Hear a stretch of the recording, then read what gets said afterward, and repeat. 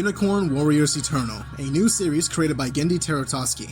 Almost 20 years in the making and with a crap ton of delays, it finally made its premiere on Adult Swim back in May and just finished up last month. My experiences with this man's work is basically a crap ton of Dexter as a kid and some Samurai Jack. I also enjoy his Hotel Transylvania movies and I've barely seen Primal. I mainly watched this series because Joshua recommended it to me, saying that he enjoyed it but felt as though it would be more suitable for me to review it. So here I am. Let's see what this is about. Basically, Merlin the Wizard creates a robotic being named Copernicus to contain the souls of three powerful beings, Melinda, Sing, and Edred. This group, whom is named the Order of the Unicorn, is reawakened into random hosts deemed necessary throughout generations to fight evil that plagues the world. Once the deed is done, the souls are returned to Copernicus and the hosts go back to normal. In this case, Melinda is reawakened into Emma, a young girl who is about to be married to a man named Winston. Alfie, who is an orphan that hangs out with a gang of kids, and Dimitri Domino, a street-performing magician. As the show progresses, we see that Sang and Edred perfectly accept their new bodies and are up to steam on what is happening. Except for Emma, who goes through mental struggles and identity crisis, as both sides of herself are constantly at odds with one another. Meanwhile, the current evil that is blooming sends a fox lady after their trails, which leads them to bigger reveals and other supernatural creatures to fight. So, the story itself is pretty interesting. I like the concept and what they do with it. It has a nice edge to it. Its tone can be serious and dramatic with little hints of humor here and there, and sometimes it's portrayed through the body language of the characters, which doesn't really work all the time. There is something else I want to address, the look of the show. The animation is well done for the most part. It has pretty great action, and you can tell that a lot of effort was put into it. However, at times it can kinda look a little flashy and cheap. It's not fully distracting, but it can be noticeable at times. Also, the art style. It's a strange mix between Osamu Tezuka's 60s anime and Max Fleischer. I mean, it's pretty obvious that Emma here is inspired by Betty Boop. But I don't know, sometimes it doesn't really work for me. Some character designs and expressions just doesn't fit at times, and I can't really take it seriously.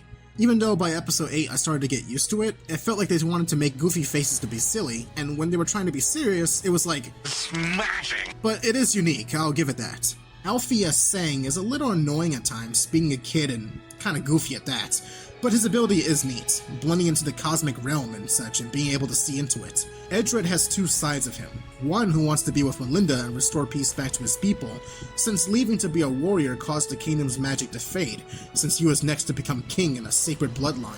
And the other side is him getting jealous over the fact that Melinda is still Emma inside and cares more for Winston instead, despite her carrying the memories of Melinda. They carried us on for 8 episodes, until finally at 9, it shows that he can let her go. So he has a bit of an interesting depth to him, although it does drag out a little too long. Winston was a weird addition to the cast. At first, I thought they included him only so that there was a human conflict still occurring whenever they traveled to location. You know, a constant reminder to Melinda that Emma wants to go back to normal, represented through him. But no, he is stranded, comes across a random boat that has a werewolf, he is bitten, becomes a werewolf himself, and now he's part of the crew. Huh. I mean, listen, I love werewolves, but this just kinda comes out of nowhere. Also, I felt like he shouldn't have talked after the fact. At first, he was just a snarling monster that just had to fight, but once he started talking, it was just Winston, but as this goofy-looking wolf dude. They didn't even pitch his voice.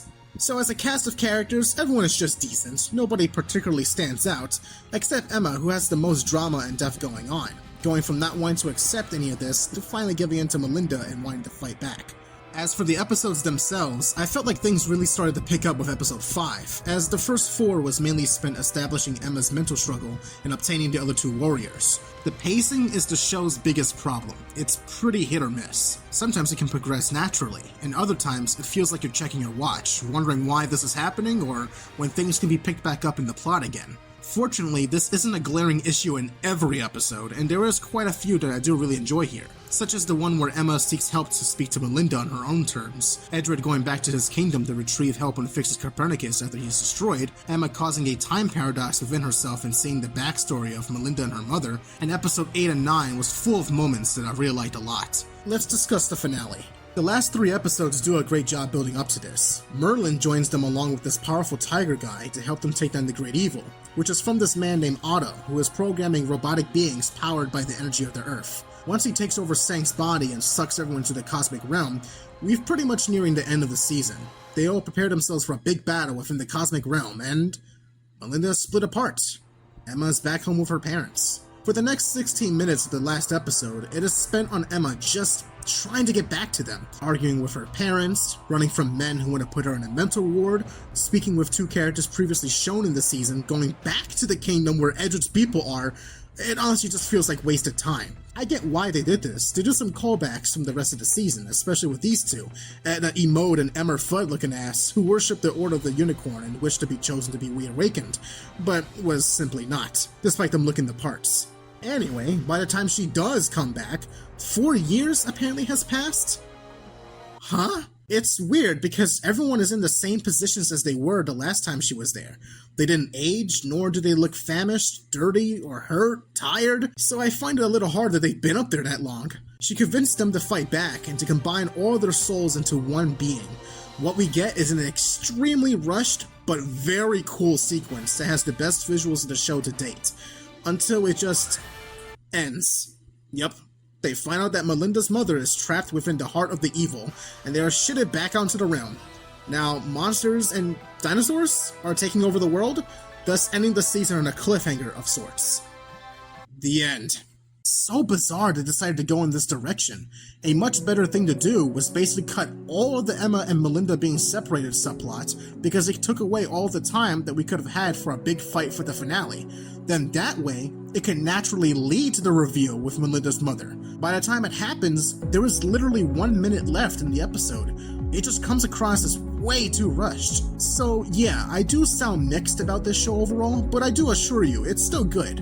Even though the art style isn't my cup of tea at times, and the pacing is pretty weak, it still has a pretty great concept to watch unfold. I just wish it was told a little neater and had more room to breathe throughout. I'll be checking out Season 2 if it actually ends up being picked up either way. I'll be giving Unicorn Warriors Eternal a 7.3 out of 10. Thanks for watching, guys. Not sure what I'll review next, but I'll hope you all enjoyed the video. I'll see you all next time.